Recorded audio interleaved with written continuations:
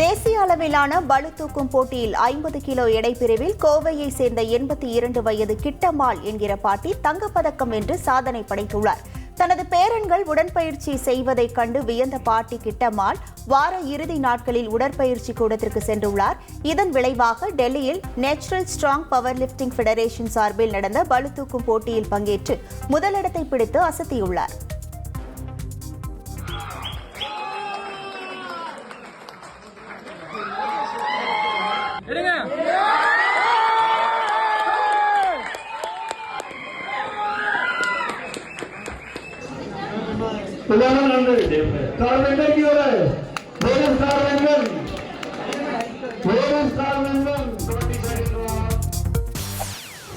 செய்திகளை உடனுக்குடன் தெரிந்து கொள்ள உடனே சப்ஸ்கிரைப் பண்ணுங்க.